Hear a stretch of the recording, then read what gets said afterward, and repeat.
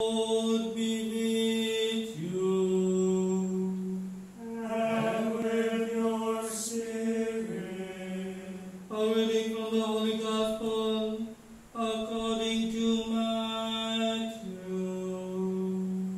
Glory to you, O Lord. The book of the genealogy of Jesus Christ, the son of David, the son of Abraham. Abraham became the father of Isaac, Isaac the father of Jacob, Jacob the father of Judah and his brothers. Judah became the father of Perez and Zerah, whose mother was Tamar. Perez became the father of Hezron, Hezron the father of Ram, Ram the father of Abinadab. Abinadab became the father of Nashon, Nashon the father of Salmon, Salmon the father of Boaz, whose mother was Rahab. Boaz became the father of Obed, whose mother was Ruth. Obed became the father of Jesse, Jesse the father of David the king. David became the father of Solomon, whose mother had been the wife of Uriah. Solomon became the father of Rehoboam, Rehoboam the father of Abinadab, Abijah the father of Asaph, Asaph became the father of Josaphat, Josaphat the father of Jerom, Jerom the father of Hosea, Hosea became the father of Jotham, Jotham the father of Ahaz, Ahaz the father of Hezekiah, Hezekiah became the father of Manasseh, Manasseh the father of Amos, Amos the father of Josiah, Josiah became the father of Jeconiah and his brothers at the time of the Babylonian exile.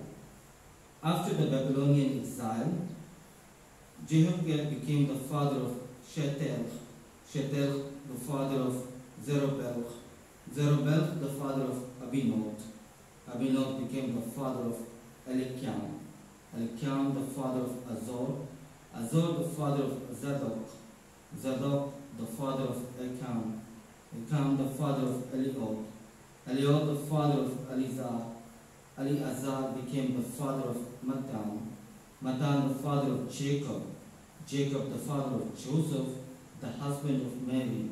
Of her was born Jesus, who is called the Christ. Now this is how the birth of Jesus Christ came about, when his mother Mary was betrothed to Joseph. But before they lived together, she was found with child to the Holy Spirit.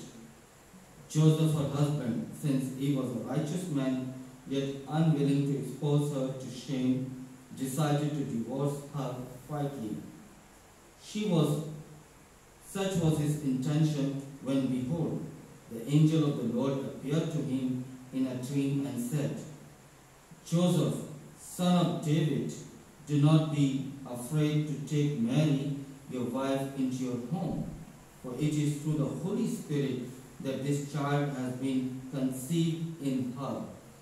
She will bear a son, and you are to name him Jesus, because he will save his people from their sins. All this took place to fulfill what the Lord had said to the prophet. Behold, the virgin shall be with child and bear a son, and they shall name him Emmanuel, which means God is with us. The Gospel of the Lord. Praise to you, Lord Jesus Christ. Dear sisters and brothers in Christ, although difficult names appeared in the genealogy, but the biblical genealogy always invites us to see the marvelous work of God. The genealogy of Jesus invites us to consider two salient features. First, genealogy highlights that Jesus is the long-awaited Messiah, which reveals Jesus' divine mission. And second, genealogy confirms that Jesus is from the line of David, which shows Jesus' divine authority. Therefore, we rightly call Jesus the Messiah King, who was born through the Virgin Mary, as professed by St. Paul in his letter to the Galatians. And I quote, "But when the fullness of time had come, and God sent his Son, born of a woman, born under the law." Paul is very much clear that the fullness of time had come through the womb of Mary, in which Jesus, through the power of the Holy Spirit, rested there for 9 months. Although we do not have any direct reference about the nativity of Mary, but her role in the history of salvation is foreshadowed in the Old Testament, as prophet Isaiah speaks. And I quote, "Therefore the Lord himself will give you a sign. Look, the young woman," or virgin, "is with child and shall bear a son and shall name him Emmanuel." Unquote. Indeed, the climax of genealogy of Jesus has threefold meaning. First, God is with us. Through Jesus Christ, God has assured that he is with us. That means Emmanuel, and we have a Savior. That moves us to the second point. The hope has kindled. The birth of Messiah through the womb of Mary has given the hope to the lonely, lost, marginalized humanity.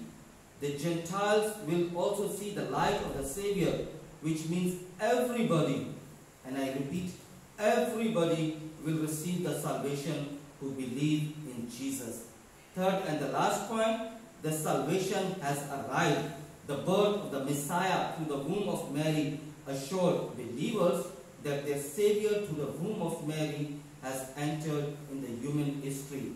Therefore, the birth of Mary is not only one-day celebration, but it is our hope to look at Mary every day, where Jesus is fully living in her heart and in her womb. While keeping this in mind, the nativity of Mary highlights the threefold characteristic of Mary. First, she is favored by God, and that is, God favored Mary to be the mother of the Messiah. She became full of grace and the new Ark of the Covenant by carrying in her womb the divine Word of God. Second, she formed Jesus in her heart and in her womb, and that is, accepting Jesus in her heart, the womb of Mary became the resting place for the Holy Spirit, where Jesus was formed. Third and the last, the first disciple of Jesus is Mary. Mary did not only accept Jesus in her heart and formed him in her womb, but also she followed her only son during his earthly ministry, such as in the wedding feast at Cana, on the road to Jerusalem, on the way to Calvary, and later accepted the beloved disciple in the place of Jesus. In return, Jesus did not only love and respect Mary during his earthly ministry, but he also took her into the heaven, where she is continually interceding for us. May the nativity of Mary be our hope to look at Mary every day, where Jesus is fully living in her heart, in her womb, in her soul, and in her mind.